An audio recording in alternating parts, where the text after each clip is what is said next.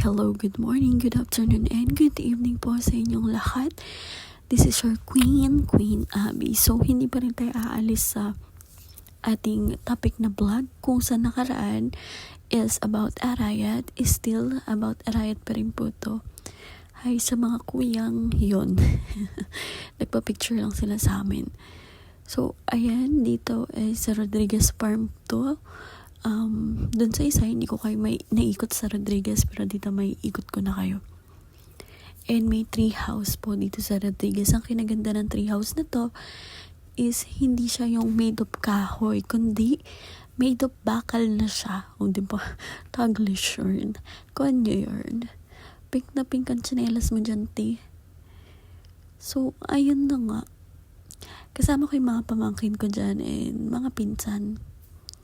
O, diba? Nagtatalunan pa nga, takbuhan pa nga, talaga. So, nag-enjoy naman sila at nag-enjoy din naman ako. So, dito naman, ayan. Ito, same lang siya, papunta ng Rodriguez. And dito naman, Bale Aslagan. Dito yan sa Arayat. Malapit yan dun sa tinirahan namin sa Lakmit. Ay, ginagawa mo dyan tayo ganda-gandahan. And syempre, as a ramp model, irampa natin yan. Kaso dyan hindi ako makarampa kasi hindi siya pantay. So, tinan mo. Diba? Hindi makarampa ang ate mo, girl. Pero ang ganda dito sa Aslagan, 20 pesos lang yung entrance nila. Tapos, hindi pwede ang GCash dito. Cash lang. Para makabili ka. See how beautiful it is. Ang ganda, guys. Grabe. Ang ganda. Sa labas, sa loob, tingnan nyo naman. Ay, naku, makakapunta lang kayo dyan, makikita nyo yung ganda na sinasabi ko. Pero, dahil ako'y takot sa heights, tingnan nyo ang mangyayari, ha? Ang lakas ng loob kong umakyat dyan. Ganda-gandahan pa ang ating yung girl. Pero, pagdating ko sa taas, ewan ko na lang talaga. So, again, this is Bale Aslagan. 20 pesos lang to, guys. Sulit na sulit. Promise. At hayaan nyo muna akong irampa. Taba mo, te, yung tiyan mo. Ano ka ba? Ayan, dito, may mga kasama ko dito. Nakaupo ako kasi grabe yung taas, guys. Ang taas. Ayan sila. And, hindi ko naman in-expect na super taas. Kaya, hindi nyo ako mapapatayo. Nakaupo lang talaga ako. Sobrang takot kasi feeling ko pinapatalon na ako, guys. Tingnan niyo naman. Kita niyo ba yan? Takot na takot ate mo, girl. Ayan ang Bale Aslagan. Diba sa 20 pesos, guys, super sulit. And now, punta tayo sa papunta naman to sa San Juan Banyo. Tama ba? San Juan Banyo ba to? Tingnan natin. No, pa Rodriguez pa siya. So, I think this is a week after na mamamasyal ulit kami sa Rodriguez. Ayan, tama nga ako sa Rodriguez Farm nga. Grabe, taba ko pa dyan. O, diba? Saan ka dyan, ate? Saan ba ako pupunta dito? Sa Arayat to mismo. Ayan, kasama ko na ang mami ko at ang alaga naming si Thea. Dito pupunta kami sa Arayat, which is yun sinasabi ko kanina sa inyo, San Juan Banyo.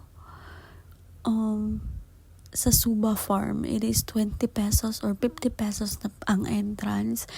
May swimming pool, may fishing, may boat. If gusto nyo mag-boat, pwede. And maraming activity pwede doon as in. Kasi pwede din kayo mag-camping, pumicture. Dami yung pwedeng pasyalan sa loob ng Suba. And it's only 20 pesos before. Pero ngayon 50 pesos na siya sa pagkakaalam ko. And yung fishing niya is may konting bayad syempre, of course. Kukuha kayo ng mga isda sa palaisdaan eh. Tapos yung boat niya is 200 pesos for 1 hour. And alam niyo ba, minsan nagpapasobra sila ng 1 oras. Talaga. And maliban dito sa Suba Farm, may papasyalan pa tayong isang lugar dyan. Actually, dadaanan lang natin siya. And I promise you guys, ang ganda talaga ng location na to. Oo, masikip siya kasi nga, pabundok paakyat Pero, sulit naman. Busog-lusog ang mata mo, ayan na. Ito yung sinasabi kong dinadaanan pa lang siya, sulit na. Kasi maganda at masaya dito. So, ayan. Makikita nyo na. Ang ganda ng bundok, ang luntian ng ating kabundukan dito sa Pampanga. Alam niyo ba guys, 3 a.m. na. It's 3:29 a.m. and I'm still editing my vlogs para ma-focus ako sa pagbablog kasi nga po while waiting for Dole, so dito tayo magpo-focus. Ang ganda, nakakamiss. Kaso ngayon kasi isang motor lang na-andar sa amin, hindi umaandar yung Dio ko, nagkaroon ng problem, hindi pa napapaayos, and max pa lang yung gumagana. So as you can see, ayan na. Ang ganda, diba? Ang luntian ng ating kabundukan. Hoping makaakyat din ako one of the time ulit diyan kasi huling akyat ko dyan is I was a child and my father is giving me hop or ano ba yun? Piggy bank. Diba? Hapon ni Drake Palma at saka ni Trip Palma. Naisip ko na yun. Nasobrahan yata ako kay Trip at kay Drake. Charis. So, pagmasdan nyo lang guys, hindi ko to binilisan talaga para mas makita nyo. So, here, eto na yung San Juan Banyo. Nakapasok na tayo sa San Juan Banyo. And tingnan nyo naman, nasa paanan na talaga tayo ng bundok. As in paanan, kasi makita nyo na dyan yung mga bato-bato, mga puno. As in, pataas na talaga siya, guys. Kung pwede lang umakyat dyan, no, shortcut, tas nasa tuktok ka na, ang saya siguro.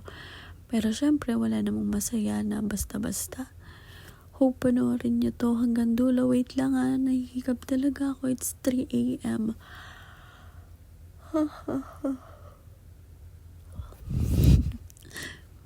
No filter, diba? Ang ganda ng mga palay, berde na berde. Ang berde ay palay, hindi ang utak mo, pre. Charis. Ayan, tas may mga na dyan, katubigan or what we call this, sapa. So, here we go. Papasok na tayo sa Suba Farm. So, pinaganda na yung Suba. Actually, nung pumunta kami dyan, is close talaga siya. Close siya, guys. Pero, they still allowed us to enter. Diba? Black na black ang buhok mo, antimima. So, makikita niyo naman, guys. Maganda pa din siya. Kaso dahil under renovation ng Suba Blessed Farm, is hindi kami inallowed or hindi na kami dumiretso pa. Kasi they allowed us to enter. But we did not enter na sa pinakaloob kasi nga po nung time na to is kasagsagan din siya ng bagyo, halos kakaalis lang ng bagyo and binagyo ng gusto ang Suba. Madaming mga nasira na istrukturang ginawa nila pero ngayon kasi is under renovation siya. Actually, I don't know if okay na siya ngayon. Hindi pa ako nakaka-visit ulit sa Suba Farm gawa ng sobrang busy ko lately. And kagaya nga nito, tagal na ng video na to, nag-amag na talaga sa aking gallery bago ko ito yung napakita sa inyo. Charis. So, ayan mga mima, makikita niyo naman yung nangyari gawa ng bagyo, diba? Halos nagsitumbahan ng mga puno, ang mga salangkay nila, yung mga kubo nila is hindi na ganun kaayos or else wala na talaga.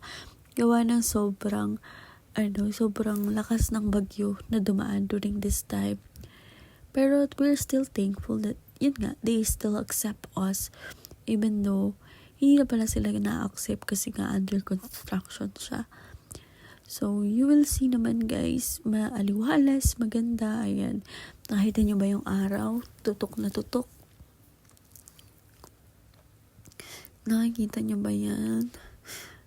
Parang kanta yun Ganda ng araw, grabe. Sana makita nyo din yung sunset. Kasi pa-sunset na yan nung mga time na yun sa pagkakaalam ko.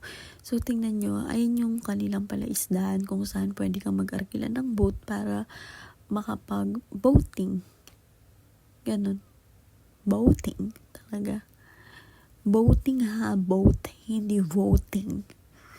Kakaboto natin, kakabayad ng mga kandidato sa atin Yan ang nangyayari sa bayan natin Gawa ng mga pagtanggap ng mga pera Nagkakaroon ng pagkakakurap-kurap at ayan tayo ay binabaha ng bongga-bongga. At ba't tayo napunta doon? Hindi naman tayo contractor. So, here we go. Ayan, dyan na kami sinabihan na sarado pa siya or pwede naman kami mag-visit kaso hindi na siya ganun kaganda kasi nga nasira ang mga istruktura. Ayan, yung mga water lily and mga water spinach. Ano ba Tagalog nun? Anong Tagalog ng water spinach? Yung sinasaog sa sinigang at saka sa bulang lang. No, basta yun. Alam niyo na yun, guys. I forgot the Tagalog of water spinach. Basta, it is water spinach. And alam niyo ba, may kwento ako about water spinach. Ang tagal bago ako kumain ulit ng water spinach. It is because of the scenario na nakita ko talaga na may tinegibel sila tapos tinapon nila sa kangkungan and the kangkungan is nearby our place. Tapos si Papa, napaka-chismoso pa, sinama-sama pa ako para makita yung bangkay. Diyos mio, nakita ko, nakasalang siya sa nakadikit siya sa mga kangkungan. Tapos mula nung di na ako kumakain ng kangkong. Kasi feeling ko yung dugo nung nategibles na bata na yun is nasa kangkungan. No, nakakaloka. I forgot the story behind that. Pero, natagpuan siya sa kangkungan sa Mexico, Pampanga way back. And, that's the start. I did not eat kangkong. Yun, kangkong is the water spinach. My God. So, ayan, anyong tubig, anyong lupa, naririto na lahat sa Arayat, Pampanga. So, dito, makikita nyo naman is puro sila palaisdahan. And even though puro palaisdahan, madami din dyan na, ayan yung tinatawag na, parang nakalimutan ko yung tawag dito pero para siyang free water or shower places. Doon sila naigib, naligo, lahat-lahat. Yung nature spring talaga. Tubig mula sa kabundukan. So, diba, ang ganda guys, papunta tayo sa nature park. Pero, sadly, again, close siya kasi nga under construction din. Alam niyo ba, lahat ng pinuntahan namin dito, close. Nakakaloka.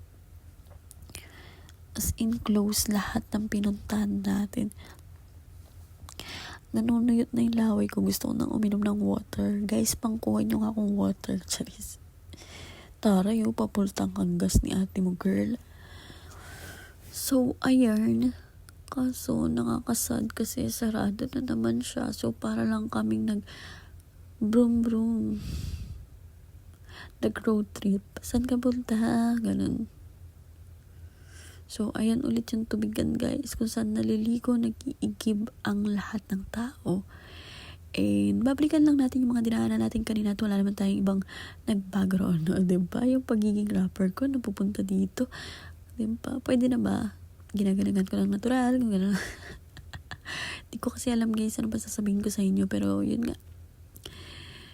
Idinadaan ko lahat sa kasiyahan ang aking nararamdaman. Ultimo, kung tutuusin, stress na ako. Pero kung idadaan mo to sa naisip mo, tegibels ka na. Pwede pansinin na lang natin ang kabundukan, kagandahan ng ating Pampanga. Guys, maraming tourist destination dito sa Pampanga. Masigasig ka lang mag-research, masigasig ka lang magtitingin. Promise, sulit lahat. Kasi dito wala kaming ginastos maliban sa gas ng motor ko. Nabusog naman yung mga mata namin. Yun nga lang, yung mga sinasadya namin is sarado. Sarado because they are renovating and under construction. Hindi constructor, construction. So here we go. You will see what you see. Just as early as ours now. Ano daw? Yung nakita nyo lang kanina, pero in the other side naman, tingnan nyo ang ganda ng mga palay. Uy, kung buhay ang papa, nagapas na yan. Diba?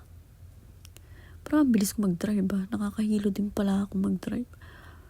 Parang random na random ko lang yung mga sinasabi ng mga kaibigan ko Lumilipad talaga akong tuluyan. Pero alam nyo guys, maingat naman ako sa pagmamotor, lalo pag may angkas ako. Pero pag ako lang mag-isa, literal na brum-brum. Basta pag solo flight na ako, mabilis talaga ako magpatakbo. It's given talaga sa akin na ganun na ako kabilis magpatakbo. Grabe, ano pa sasabihin ko sa inyo? Antayin natin yung sunset kasi alam ko makukuha ni Thea dito yung sunset. Si Thea kasi yung kumukuha ng litrato or ng video. So, hoping masaklaw dito yung sunset na hinahanap ko. Kasi guys, grabe. It is so beautiful if you see it. Si kuya nagkukuha ng damo para sa kanyang mga kalabaw o kambing o baka. Kasi bigyan yung mga pinapakain nila. Ayan. May pa-sunset na. Hindi makuha ng todo pero pa-sunset na yan. Diba? Kahit hapyaw lang may pa-sunset ang ate mo, Thea. Sino tong binibidyo mo, Thea? Sino yun? Sino ka, kuya? Charis. So, ayun na nga. Sana bago tayo mag-tour at pumasyal sa ibang lalawigan o ibang lugar, sa Pilipinas man yan o sa ibang bansa, sana yung mga tourist destination na malapit sa atin is subukan natin kuhanan ng video para maipakita natin sa mga ibang tao yung kagandahan ng lugar natin at pasyalan nila ito at maging tourist destination.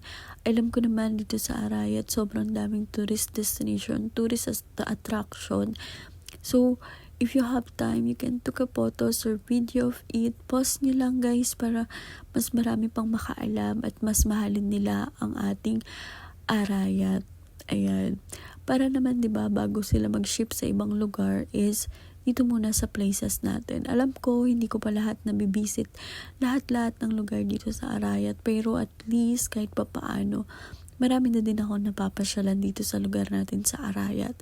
Yes, kabalen ko. Ako po is makatok ng Kiniking Arayat. Tingnan niyo yung arenas guys. Ang ganda. Pak na pak. Diba? Hindi yan ganyan dati. So, ayan. Nandito na tayo sa Telapayong Arayat. Nakita niyo ba yung sundown? Get the sun is coming down. La la la. Da da da da da. Ang ganda. Orange na orange. So, sunset is nakita natin and thank you because we saw it na wala tayo sa dagat kundi nasa may kabundukan tayo. So, hope you enjoyed this vlog guys and hope you have time to visit our places here in Pampanga. I am still trying to visit some places in Pampanga where I can share to all of you. So, this will be the end. Bye!